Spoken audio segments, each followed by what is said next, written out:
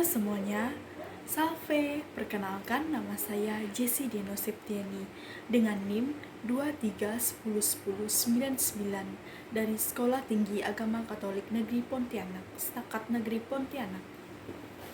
Di sini saya akan menjelaskan tentang masuknya agama Katolik ke Indonesia pada abad 16-17. Agama Katolik masuk ke Nusantara bersamaan dengan ekspansi kolonialisme Eropa pada abad ke-16. Pada saat itu, bangsa Portugis melakukan perjalanan laut untuk mencari jalur perdagangan rempah-rempah. Selain motif ekonomi, mereka juga membawa misi penyebaran agama Katolik yang dikenal sebagai semangat Deus Gloria et Pecunia, yaitu artinya Tuhan kemuliaan dan kekayaan. Pada tahun 1511, Portugis menaklukkan Malaka dan menjadikannya pusat perdagangan Portugis misionaris. Yang paling kenal adalah Santo Franciscus Xaverius, seorang imam dan serikat Yesus atau disingkat sebagai SJ, yang datang ke Maluku pada tahun 1546 sampai 1547. Franciscus Xaverius berkarya di beberapa wilayah, antara lain yang pertama Ambon, tempat ia mengajar dan membaptis banyak penduduk lokal.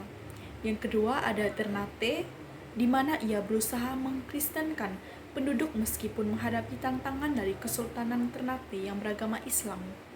Yang ketiga ada Morotai, di mana ia berhasil membangun komunitas Katolik yang cukup besar. Yang ketiga ada tantangan dan perkembangan gereja Katolik. Yang ketiga ada tantangan dan perkembangan gereja Katolik pada abad 17, mulai menghadapi tantangan besar. Beberapa peristiwa penting dalam periode ini. Pada tahun 1605, VOC merebut Ambon dan mengusir imam-imam Katolik. Yang kedua, pada tahun 1613, Belanda menguasai Solor dan mendesak umat Katolik untuk beralih ke Protestan. Yang ketiga, pada tahun 1641, Malaka jatuh ke tangan Belanda yang semakin melemahkan misi Katolik di Nusantara. Beberapa wilayah terpencil seperti Flores, Larantuka, Timor, dan Maluku Tenggara, di mana umat tetap setia Katolik.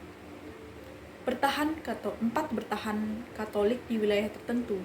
Meskipun VOC melarang dan memakan agama Katolik, beberapa wilayah tetap menjadi pusat pertahanan iman Katolik. Yang pertama ada Larantuka atau Flores Timur. Komunitas Katolik di Larantuka tetap bertahan dan berkembang berkat perlindungan dari raja-raja lokal yang sudah menerima agama Katolik. Yang kedua ada Timor dan Sumba. Wilayah ini juga mempertahankan iman Katolik meskipun menghadapi tekanan dari Belanda. Yang ketiga ada Maluku Tenggara. Umat Katolik di Kepulauan Kei dan Tanimbar terus menjalankan iman mereka meskipun dalam kondisi yang sulit.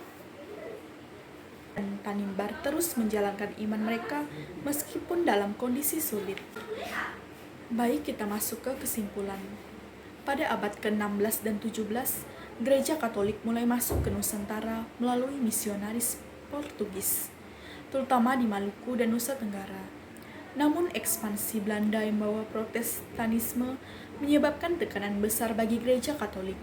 Meskipun demikian, iman Katolik tetap bertahan di beberapa wilayah dan menjadi dasar bagi perkembangan gereja Katolik di Indonesia di masa-masa berikutnya. Sekian penjelasan ringkasan kesimpulan dari saya. Saya sebagai Jessie Deno Septiani dari mahasiswa Sekolah Tinggi Agama Katolik Negeri Pontianak mengucapkan terima kasih.